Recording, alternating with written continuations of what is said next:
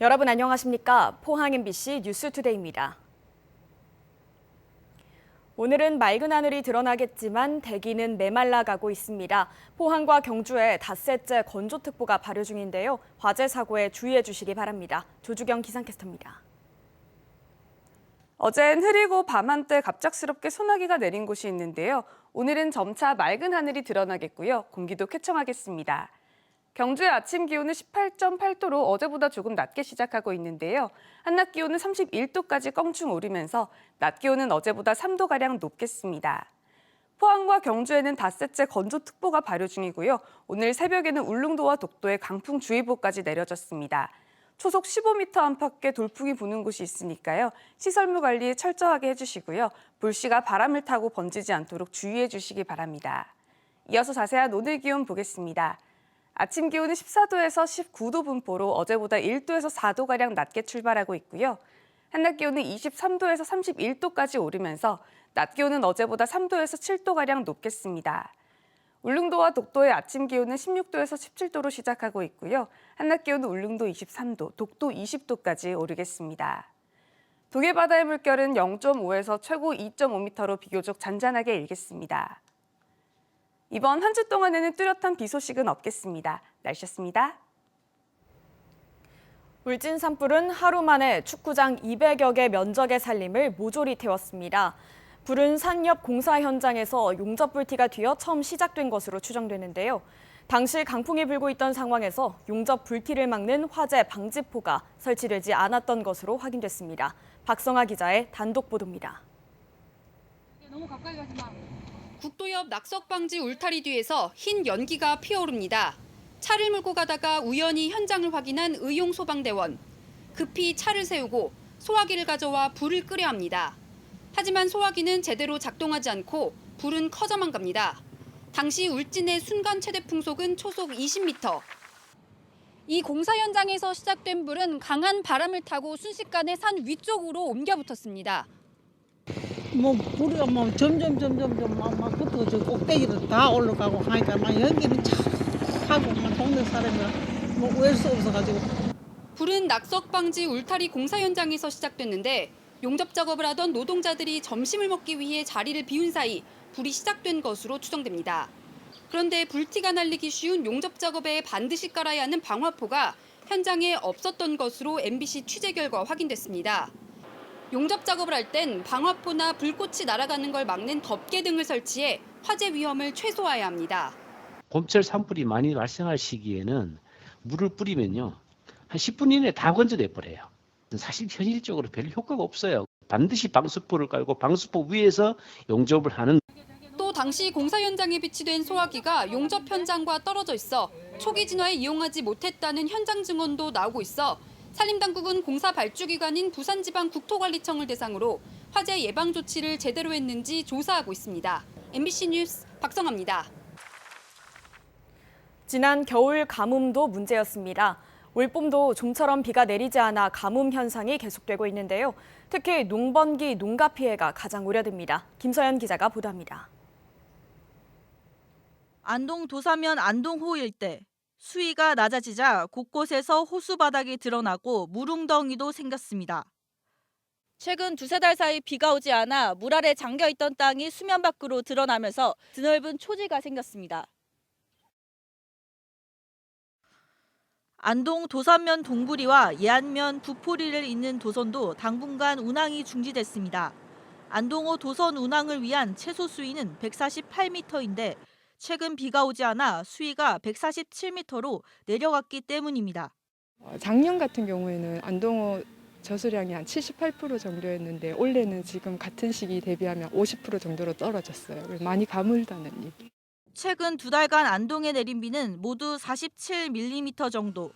평년에 비해 3분의 1 수준도 안 될 만큼 적은 비가 내렸습니다.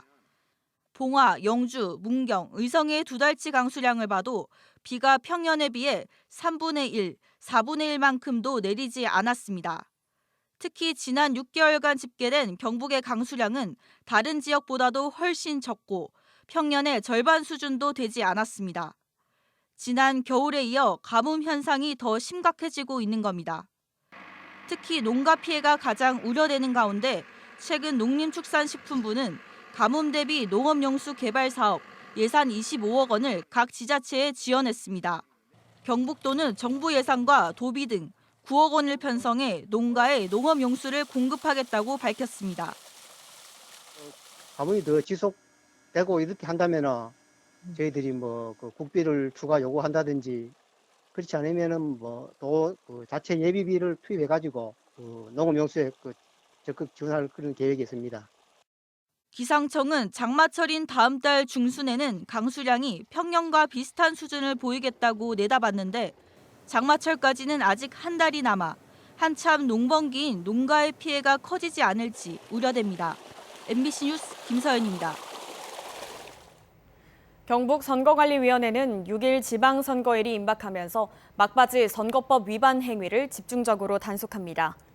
특히 돈 선거가 조장될 우려가 있는 지역을 특별관리 대상 지역으로 지정해 집중적으로 관리하고 기부행위 등 중대 선거범죄에 대해 엄중 조치할 예정입니다.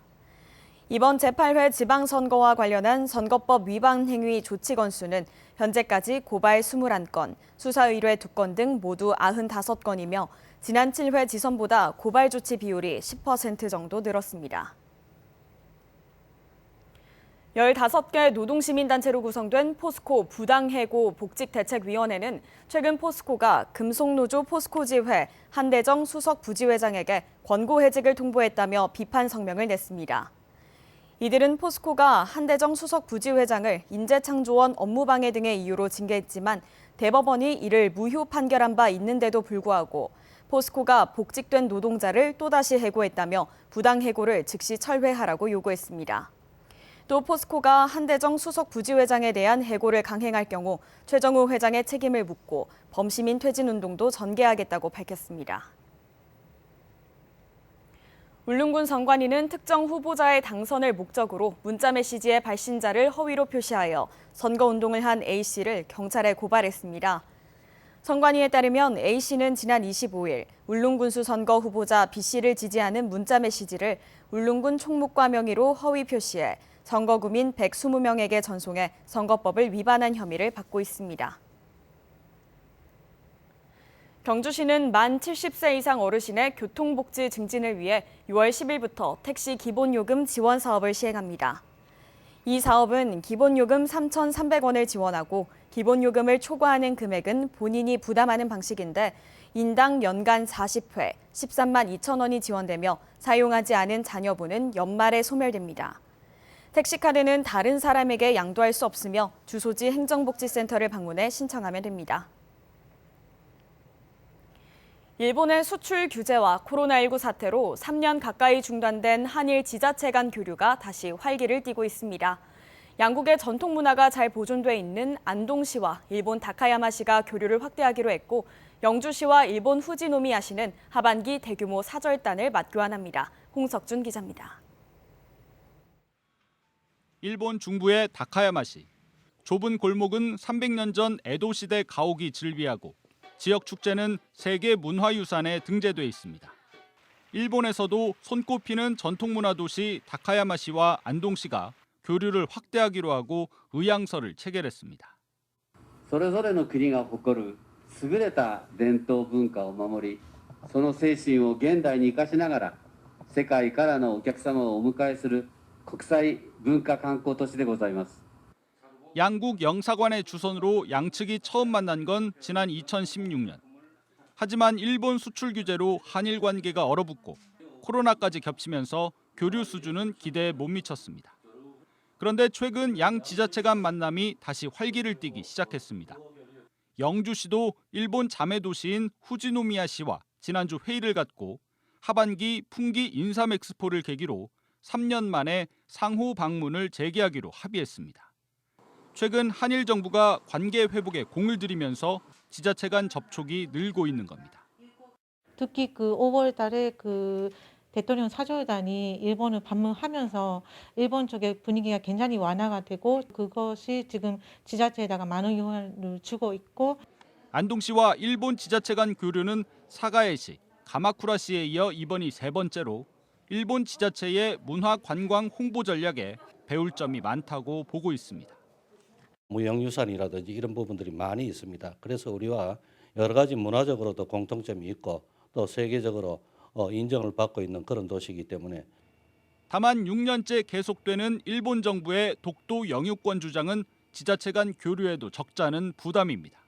특히 2020년 경주시가 일본 자매 도시인 나라시에 방역 물품을 지원했다가 여론의 된서리를 맞은 적도 있어서 결국 한일 관계가 회복돼야 지자체 간 교류도 정상화될 것으로 보입니다. MBC 뉴스 홍석준입니다. 경주 화백 컨벤션 센터가 산업통상자원부가 주관하는 2022 지역특화 전시회 개최 지원 사업에 선정됐습니다. 이에 따라 오는 8월 29일부터 31일까지 2022 국제원자력 수출 및 안전 콤팩스에 국비 1억 1,500만 원을 지원받습니다. 하이코는 이번 전시회에서 국내 원전 산업의 타겟 국가인 터키와 체코, 폴란드, 이집트를 집중 공략해 원자력 관련 전시는 물론 국내 기업과의 수출 상담회, 구매 조달 설명회도 개최할 예정입니다.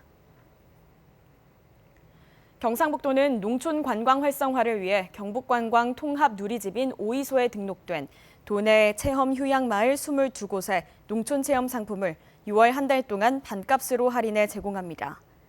할인 대상은 상주 밤원마을의 숙면 힐링 여행, 영주 만주수조의 누룩쿠키 만들기 등 70개 상품입니다.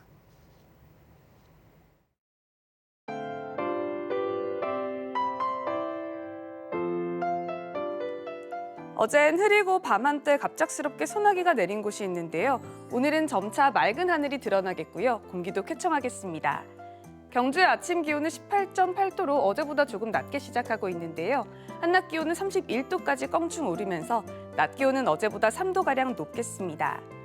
포항과 경주에는 닷새째 건조특보가 발효 중이고요. 오늘 새벽에는 울릉도와 독도에 강풍주의보까지 내려졌습니다. 초속 15m 안팎의 돌풍이 부는 곳이 있으니까요. 시설물 관리 철저하게 해주시고요. 불씨가 바람을 타고 번지지 않도록 주의해 주시기 바랍니다. 이어서 자세한 오늘 기온 보겠습니다. 아침 기온은 14도에서 19도 분포로 어제보다 1도에서 4도가량 낮게 출발하고 있고요. 한낮 기온은 23도에서 31도까지 오르면서 낮 기온은 어제보다 3도에서 7도가량 높겠습니다. 울릉도와 독도의 아침 기온은 16도에서 17도로 시작하고 있고요. 한낮 기온은 울릉도 23도, 독도 20도까지 오르겠습니다. 동해 바다의 물결은 0.5에서 최고 2.5m로 비교적 잔잔하게 일겠습니다. 이번 한 주 동안에는 뚜렷한 비 소식은 없겠습니다. 날씨였습니다. 이상으로 포항 MBC 뉴스투데이를 마칩니다. 여러분 고맙습니다.